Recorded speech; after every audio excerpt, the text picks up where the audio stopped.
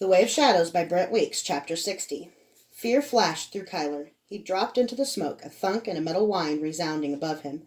He rolled and saw one knife sticking out of the door and one sticking through the sheet metal of the chimney. "So you figured out that it will make you invisible, huh?" Durzo Blint said from somewhere in the darkness near the huge fan at the south end of the tunnel. "Damn it, Blint! I told you I don't want to fight!" Kyler said, then moved away from where he'd been standing when he spoke. He scanned the darkness. Even if Durzo weren't fully invisible, in the smoke and flickering interplay of light and shadow, he might as well be. "That was quite a dive, boy. You trying to become a legend yourself?" Durzo asked, but his voice oddly strangled, mournful. Kyler stumbled. Durzo was now by the smaller fan at the north end of the tunnel. He must have passed within a pace of Kyler to get there. "Who are you?" Kyler asked. "You're Kalis Thorne, aren't you?" Kyler almost forgot to move. A knife sailed a hand's breadth from Kyler's stomach and pinged off the wall. "Kalis was a fool. He played the devil, and now I draw the devil's due." Durzo's voice was raw, husky. He'd been weeping. "Master Blent," Kyler said, adding the honorific for the first time since before he'd taken the Kakari. "Why don't you join me? Help me kill Roth. He's outside, isn't he?" "Outside with a boatload of meisters and verdmeisters," Durzo said. "It's over, Kyler. Calidor will hold the castle within an hour. More Highlanders arrive at dawn, and an army of Caledonian regulars is already marching for the city. Anyone who could have led an army against them is dead or fled." There was a distant gong, reverberating up the raw throat of the chimney. Warm air started blowing up from the depths. Kyler felt sickened. His work had been for nothing. A few soldiers killed, a few nobles saved. It hadn't changed anything. He padded over to the small north fan, which was now turning faster. Through its blades he could see Roth conferring with the witches. Durzo was right. There were dozens of witches. Some were getting back into their boats, but at least a score were accompanying Roth, who also had a bodyguard of a dozen gigantic Highlanders. "Roth killed my best friend," Kyler said. "I'm going to kill him. Tonight." "Then you'll have to go through me." "I won't fight you." "You've always wondered if you'd be able to beat me when it came down to it," Durzo said. "I know you have, and you have your talent in the Kakari now. As a boy, you swore you wouldn't let anyone beat you. Not ever again. You said you wanted to be a killer. Have I made you one or not?" "Damn you! I won't fight you!" "Who's a Kalis?" Kyler shouted. Durzo's voice rose, chanting over the sound of fans and hot wind. "The hand of the wicked shall rise against him, but it shall not prevail. Their blades shall be devoured. The swords of the unrighteous shall pierce him, but he shall not fall. He shall leap from the roofs of the world and smite princes." Blint trailed off. "I never made it," he said quietly. "What are you talking about? What is that? Is that a prophecy?" "That isn't me. Just like the Guardian of Light wasn't Jorson. It's you, Kyler. You are the spirit of retribution, the Night Angel. You are the vengeance I deserve. Vengeance stems from a love of justice and a desire to redress wrongs. But revenge is damning. Three Faces has the Night Angel, the avatar of retribution, vengeance, justice, mercy." "But I don't have anything to avenge. I owe you my life," Kyler said. Durzo's face grew somber. "Yes, this life of blood. I served that goddamn Kakari for almost 700 years, Kyler. I served a dead king and a people who weren't worthy of him. I lived in the shadows, and I became like the shadow dwellers. I gave all I was for some dream of hope that I never understood in the first place. What happens when you strip away all the masks a man wears, and you find not a face beneath them, but nothing at all? I failed the Kakari once. Once I failed in 700 years of service, and it abandoned me. I didn't age a day, Kyler. Not a day. For 700 years. Then came Guinevere. And Vonda. I loved her, Kyler." "I know," Kyler said gently. "I'm sorry about Vonda." Durzo shook his head. "No, I didn't love Vonda. I just wanted Guinevere to know how it felt to have someone you love sharing other people's beds. And fuck them both, and I paid Guinevere, but it was Vonda I made a whore. That was why I wanted the silver Kakari at first, to give it to Guinevere, so she wouldn't die as everyone I'd loved has died. But King Davin's rock was a fake, so I left it for Gareth Ursel's men to find. The only way to save Vonda would have been to give them my Kakari. I balanced her life against my power and my eternal life. I didn't love her, so the price was too high. I let her die. That was the day the Kakari stopped serving me. I began to age. The Kakari became nothing more than black paint on a sword that mocked me with the word justice. Justice that I got old, lose my edge, die. You were my only hope, Kyler. I knew you were a Kakarifer. You would call the Kakari to me. There were rumors that there was another in the kingdom. The black Kakari had rejected me, but maybe the silver would not. A slim hope, but a hope for another chance. For redemption, for life, but you only called my Kakari. You began to bond to it the day I beat you, the day you risked your life to save that girl. I was insane. You were taking from me the only thing I had left. Reputation gone, honor gone, excellence fading, friends dead, the woman I loved hating me, and then you took my hope? He looked away. I wanted to end you, but I couldn't. He threw a garlic clove in his mouth. I knew that first kill wasn't in you, not even that twist rat. I knew you couldn't kill someone for what he might do. What? Kyler's skin prickled. The streets would have devoured you. I had to save you, even if I knew it would come to this. What are you saying? Kyler asked. No, God, please, no. Don't let it fit. Rat didn't mutilate doll girl, Durzo said. I did. The smoke half filled the tunnel now. The huge fan turned slowly, and the smaller fan was spinning as fast as Kyler's heart was beating. The moonlight was chopped into pieces and scattered wantonly through the rolling smoke. Kyler couldn't move, couldn't breathe, couldn't even protest. It was a lie. It had to be a lie. He knew Rat. He'd seen his eyes. He'd seen evil there. But he'd never seen Durzo's evil. Had he? Kyler had seen his master kill innocents, yet he'd never let himself see the evil there. The big fan spun quickly now. Its whomp, whomp, whomp chopped time into pieces, marked its passage as if time had significance. No! Kyler could barely force a word through the stranglehold of truth tightening his throat. Brent would do it. Life is empty. Life is empty. That street girl is worth exactly what she can get for whoring. No! Kyler shouted. It ends now, Kyler. Durzo shimmered and disappeared. The darkness embracing him, Kyler felt rage, stark, hot rage rush through him. Under the sounds of the protesting fans and the hot wind, Kyler barely heard the footsteps. He wheeled and dived, the smoke swirling as the shadowy wet boy ran past him. He heard a sword clearing a scabbard, and he drew retribution. A shadow appeared too close, too fast.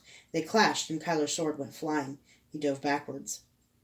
Kyler came to his feet slowly, silently, straining his senses, crouching low in the smoke. The rage overcame his fatigue, and he channeled it, forced it to bring clarity. He looked for an advantage, but there was little to be found. He could stand close to the huge southern fan, and it would protect his back. But Blink could easily knock him into the spinning blades.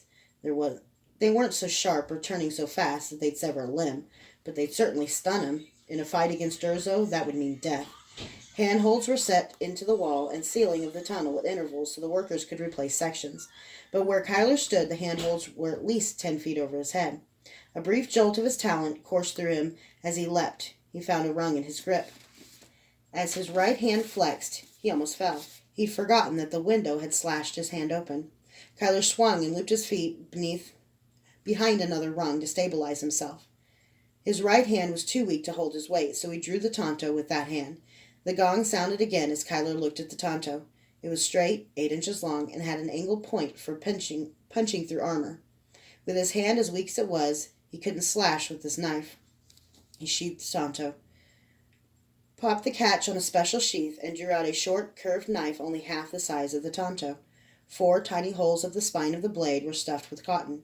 The sheath was wet. Kyler didn't know if the white asp poison had been washed off by the river or not, but he had no choice. The wind slowed and then stopped abruptly. The great fans still spun, rattling on their greased axles. Kyler held still and waited.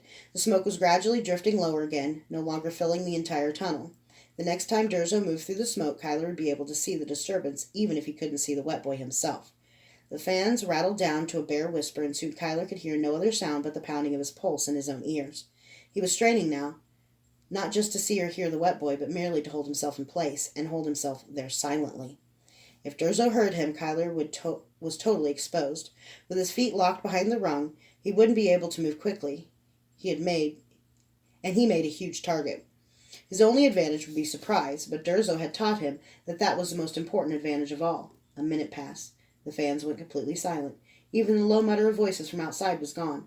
The smoke, cooling once more, settled back into its cradle along the bottom of the tunnel. Agonizingly slowly, Kyler turned his head, careful that not even his collar rustled. Surely with the smoke this low, drifting slowly as it did to the north, he should be able to see something, some eddy, some curl out of place. He breathed the way he moved, slowly, carefully. His nose, bloodied earlier against the tower wall, allowed air to pass only through one nostril. His left arm was burning, his legs ached, but still he made no move, no sound. Dread grew in his heart as he hung there. How could he fight Durzo? How many men had his master killed? How many times had Durzo beaten him in every test, every challenge? How could Kyler fight now, injured and weak as he was? Durzo would wait on the bottom of the tunnel forever. He'd probably place himself by the smaller north fan. With a light at his back, he'd see as soon as Kyler dropped, and be on him in seconds. Who was Kyler to kill a legend? He tried to still the racing of his heart. His throat was tight. The hot emotions that had fueled him throughout the night cooled. He was cold, empty. Durzo was right. Justice had no place in this world. Logan was dead. Elaine had been beaten, and the men who had done all the evil Kyler had imagined were winning. They'd always had. They always would. He couldn't hold on much longer. Durzo would hear the sound of his heart thudding as it was against his chest. He forced himself to breathe slowly. Patience. Patience. He drew a slow breath again and paused. There was the slightest tang in the air. Garlic. Both master and apprentice had had the same thought. Durzo was hanging exactly as Kyler was, mere image, inches away, posed watching the smoke for the slightest eddy. Kyler jerked his head up and lashed out with the little knife. He must have made a sound, because a smear of darkness that had been just one rung above him was moving too. His knife cut cloth, and he blocked an attack with his other hand as they both dropped off the ceiling. Kyler hit the floor heavily, splashing in the puddle gathered at the tunnel's bottom, and hitting the metal so hard that he felt a sting in his neck. He rolled and jumped to his feet. He heard the ring of a sword clearing its scabbard. Durzo winked back into invisibility. Kyler let himself become visible too. He was too tired to maintain invisibility for another second. He felt like a wrung-out rag. He stared at 3 feet of steel in Blint's hand and the 4 inches in his own. So it comes to this, Durzo said. I don't suppose you have any more tricks like the one up in the tower. I don't even know how that happened, Kyler said. I've got nothing left. Good thing I didn't let you go after Roth then, isn't it? Durzo said, that infuriating little smirk on his lips. Kyler didn't have it in him to get angry. He was a shell. I don't see how it matters, he said, but I'd rather my blood was on his head than yours. He sheathed the dagger. You used the asp poison, didn't you? Durzo said. He laughed. Of course you did. Durzo saluted Kyler and sheathed his sword. Then he sagged and had to grab onto a rung on the wall to keep from falling.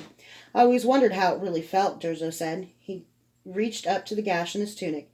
Kyler had thought he'd only cut cloth, but Durzo's chest bled from a shallow cut.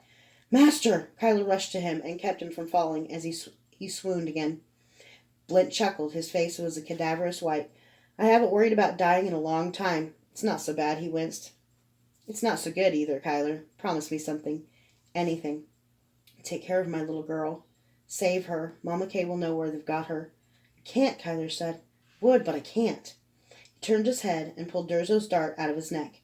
At first he thought the twinge on his neck was from hitting the ground, but as soon as he moved, he knew better. It was a poisoned dart. Kyler was dying too. Durzo laughed. Lucky throw, he said. Get me out of this tunnel. I'll have to smell brimstone soon enough. Kyler pulled the 2 of them out of the door of the tunnel. He helped Durzo sit on the walkway and then sat across from him. Kyler was exhausted. Maybe the poison on the dart was king snake venom with hemlock then. You really love that Elaine girl, don't you? I do, Kyler said. I really do. Oddly, that was his only regret. He should have been a different man, a better man. I should be dead by now, Durzo said. The knife got wet. Was that touch of dizziness the poison? Durzo tried to laugh, but his eyes filled with sorrow instead. Jorson told me 6 Kikari for 6 angels of light, and 1 Kikari stands watch in the night. The Black has chosen you, Kyler. You are the Night Angel now. Give these petty, ungrateful people better than they deserve. Give them hope. This is your master's peace. Kill Roth for this city, for my daughter, for me. His fingers dug painfully into Kyler's arm. I'm sorry, son. Sorry for all of it. Someday maybe you can forgive. His eyes dipped drowsily, and he fought to open them, to stay focused. Durzo wasn't making sense. He knew Kyler was dying. It must have been the poison. I do forgive you, Kyler said. May our deaths not be on each other's heads. Durzo's eyes lit suddenly, and he seemed to rally against the poison in his veins. He smiled. I didn't poison. The dart. The letter. Durzo died in mid-breath. a slight tremor passing through his body, his eyes still fixed on Kyler. Kyler closed Durzo's eyes, a hollow enormity swallowing his stomach. A cry was stuck somewhere inside him, lost in the dark emptiness in his throat. Kyler stood woodenly, not taking enough care. The corpse slid from his lap. Its head smacked roughly on the iron walkway. Its limbs were loose, graceless, lying in an uncomfortable position, unmoving, just like any corpse. In life, every man was unique. In death, every man was meat. Durzo was like any debtor. Numb, Kyler reached into the corpse's breast pocket and pulled out the letter Durzo had said was his inheritance. It was just under where Kyler had cut the wet boy's chest. The letter was soaked with blood. Whatever words had been scrawled on the paper were illegible. Whatever Durzo had meant to excuse, whatever he had meant to explain, whatever gift he had meant to give Kyler with his last words had died with him. Kyler was alone. Kyler dropped to his knees, all his strength gone. He took the dead wet boy in his arms and wept. He stayed there for a long time.